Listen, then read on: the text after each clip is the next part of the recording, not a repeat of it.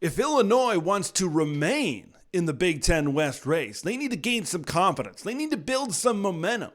I'm just not sure this upcoming matchup against Michigan is the game to do that. Great time to subscribe to the channel.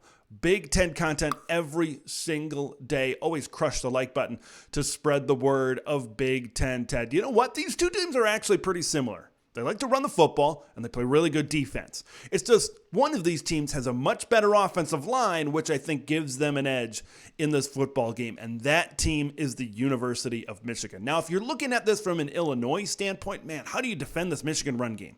This Michigan run game has been so dominant. Now, you're pairing great running backs like Blake Corum, who deserves to be a Heisman finalist, who deserves to be in New York City at the end of the season. He's had those kinds of numbers here this season in the backfield for the Maize and Blue. And then you look at Donovan Edwards. Look, there's great talent in the backfield for Michigan. But I really think this run game for the Wolverines, just like last year, starts up front. It starts with a fantastic offensive line.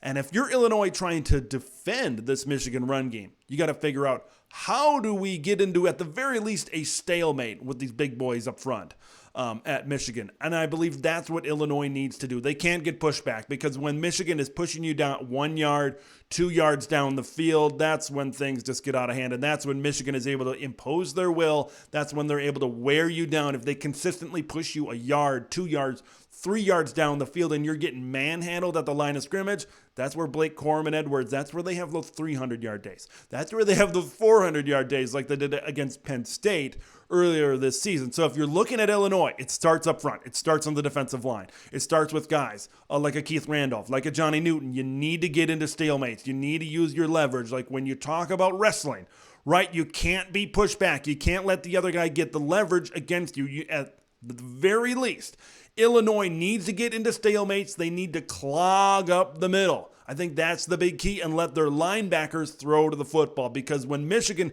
is able to get out a hat on a hat and advance down the field, push you down 1 yard, 2 yards, 3 yards down the field, that's when they are able to create those holes, create those running lanes to go through. But if Illinois can get some stalemates, just clog up that middle, linebackers could have a good day, and that would at least contain this Michigan run game. So that's what Illinois needs to do. They just can't get manhandled up front, because they're going to get wore down and wore down and wore down.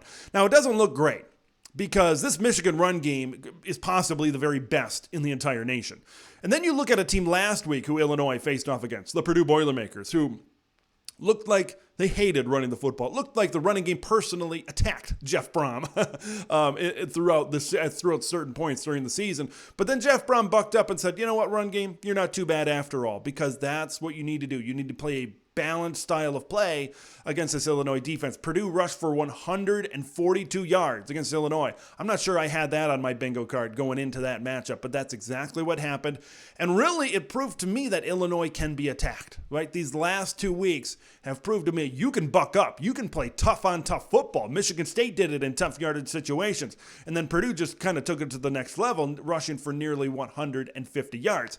If Purdue can rush for that much, just imagine what Michigan can do with a much better stable of running backs and a much better offensive line and a coaching staff that's a lot more dedicated to the run game. I think Michigan could have a great day. When you take a look at this from the point of Michigan, okay, this Illinois offensive line is wearing down. Your defensive front and really your defense as a whole is getting better each and every single week. Attack, baby. There is blood in the water. This Illinois offensive line is wearing down as the season has gone on. Chase Brown has had to break more tackles than ever than he did earlier in this season. So that's one thing if I'm Michigan. Just attack. Just attack. Try to get to the quarterback. Make Tommy DeVito beat you. Look, if you clog up the running game, just like I said for Illinois against Michigan, if Michigan clogs up the running game, look, Tommy DeVito, I think we saw against in that Purdue game, look, he threw it more than he anticipated. The yards per carry were not very good for Chase Brown. He had to throw the ball a lot more, and when he has to throw it, maybe more than 25 times, I think you find out that Tommy DeVito isn't a guy that can go out you and win you a football game. I think he's a good complement. I think Chase Brown in the running game, Tommy DeVito in the passing game you saw earlier this season, they're a good complement to each other. Obviously, this was a team, and still is a team, that wants to run the football with one of the best backs in the country, and that's Chase Brown. But man, you saw Tommy DeVito. He was efficient earlier in this season.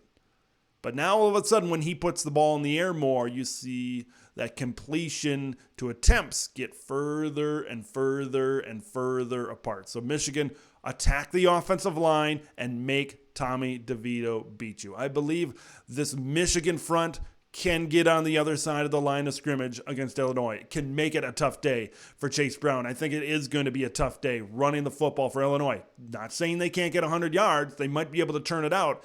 It just might take him 25. It just might take him 30 carries to get there. It's going to be a tough game. I just think Michigan is going to put the ball in the end zone more than Illinois. I think Illinois, you could see them kicking some field goals. I could see Michigan getting into the end zone a lot more in this football game. For Illinois, you got to clean up the penalties. I think that's one thing that we've seen the last few weeks is, the turnovers, the penalties. This does not look like a Brett Bielema coach team.